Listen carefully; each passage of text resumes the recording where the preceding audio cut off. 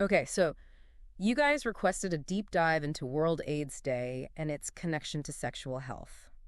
Hmm. And it's a big one. It is. It's important, but also really easily misunderstood, I think. Yeah, it's definitely a topic that requires a lot of sensitivity and Yeah, also just like clarity, making sure we're all on the same page. totally. And you know me, I am always down for a deep dive, especially one with real world impact like this one. Absolutely. So to kind of kick things off, did you know that World AIDS Day was the very first global health day? Oh, wow. I had no idea.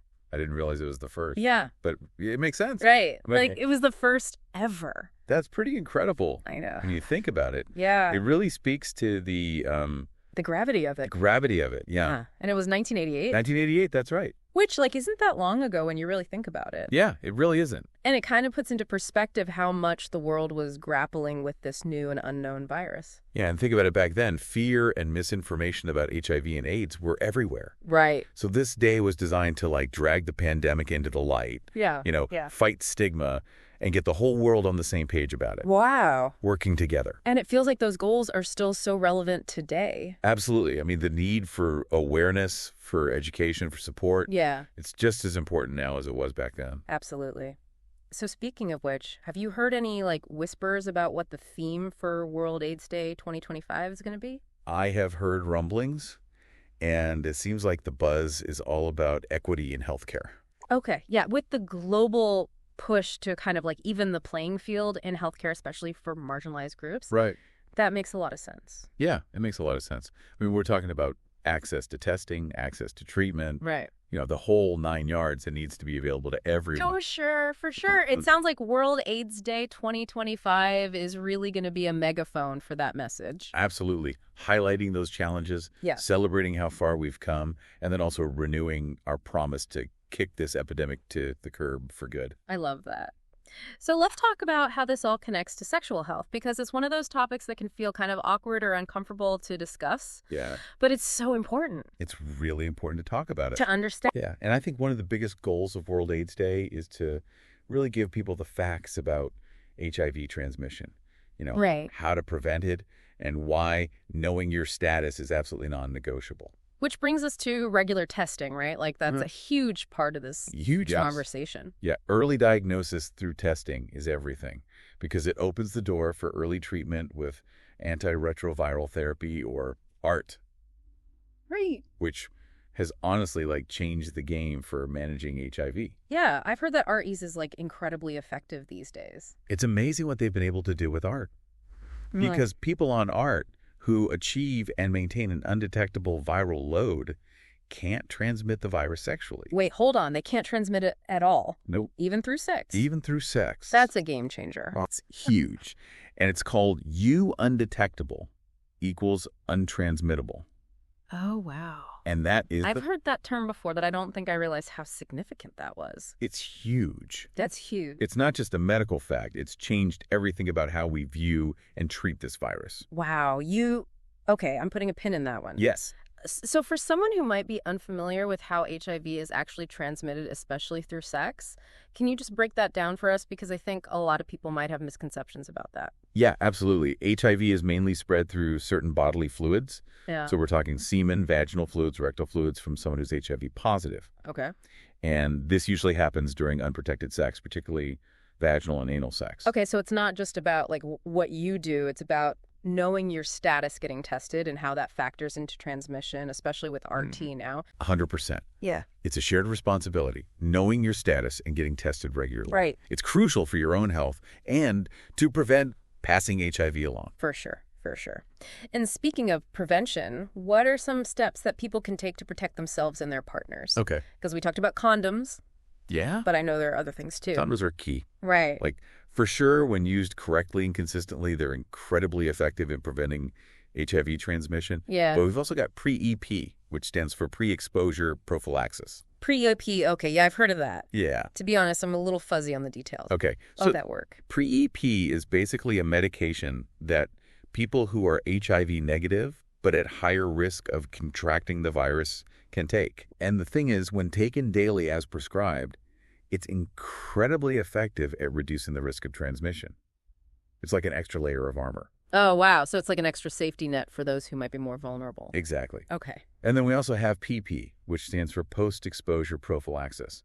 You can think of that as like your emergency button if, say, a condom breaks. Right, but there's a time limit on that one, right? Yes, you're exactly right. Yeah. PP needs to be started within 72 hours, which is just 3 days of a potential HIV exposure Oh, wow. to be effective. Okay. So every hour counts.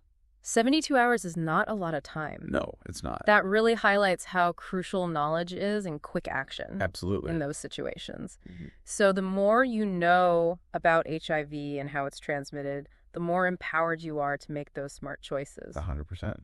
about your sexual health. Yeah. And we also need to talk about the emotional and social sides of this. Oh, absolutely. You know, this virus doesn't just live in the body. It impacts relationships, mental health, your whole world. That's so true. And it feels like even with all the progress that we've made, there's still like a lot of stigma around HIV. There is. It's kind of like this unspoken weight. It's a heavy thing to carry. And imagine having to disclose your HIV status Yeah.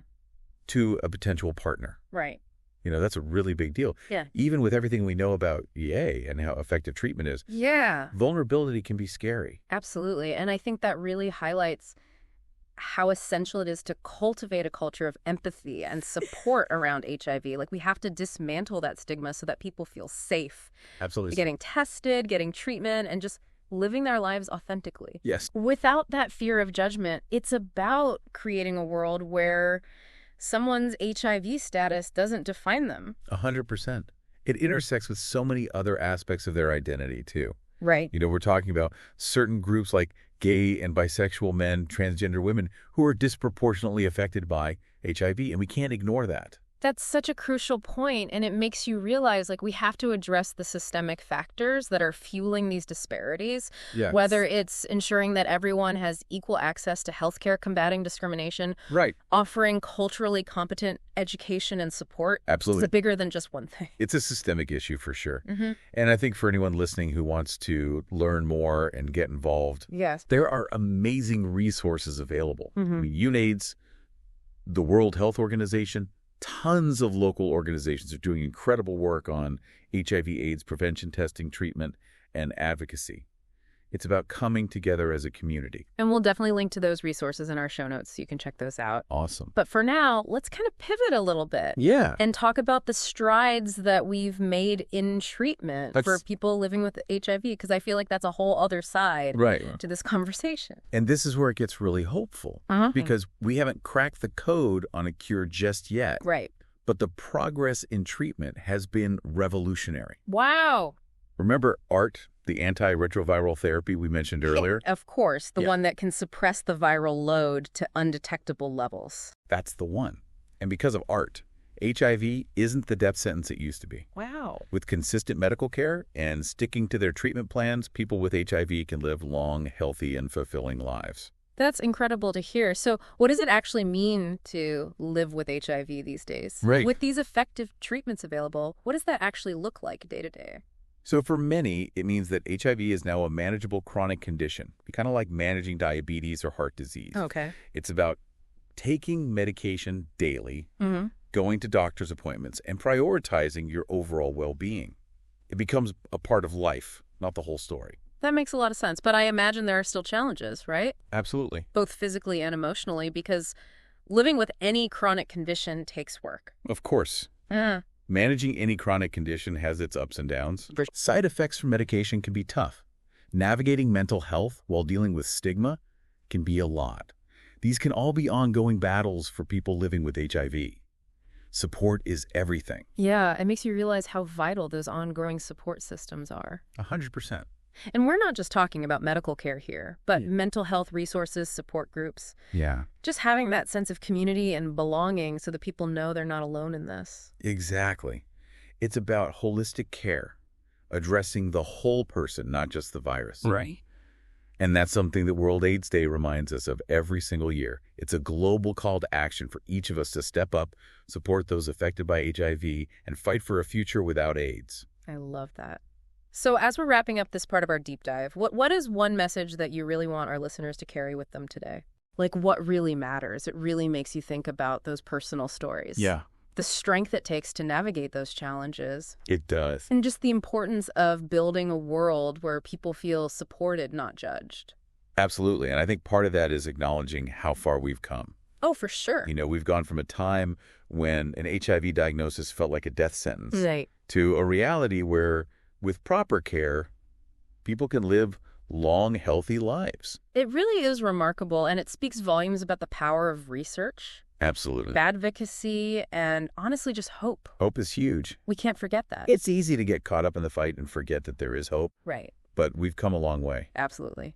But you're right, the fight's not over. And as we're celebrating how far we've come, we also have to remember those who are still disproportionately affected by HIV, Yeah. especially within those marginalized communities where access to testing, Right. treatment, even just accurate information It's not a given. isn't a given for everyone. And I think World AIDS Day really does shine a light on those disparities. Yeah, it's a call to action. And calls all of us to do something about it. For sure. So it's a reminder that, knowledge is the first step, It is. but action is what makes a difference. It's what makes a difference. Yeah, What are you going to do with what you know? exactly. Right. Whether it's volunteering, donating, or even just educating yourself. Yeah. And having these open conversations. Having the conversations that make people uncomfortable sometimes, Yes. but that need to be had. Exactly. Every little bit counts.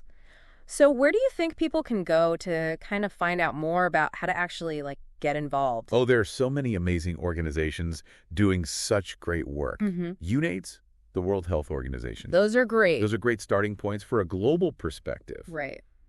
But honestly, don't underestimate the power of local organizations. Yes. They're often the ones on the ground doing that direct service Absolutely. and advocacy work in their communities. For sure. And we'll make sure to link to some of those resources Awesome. in our show notes so you can check them out. Perfect. Amazing.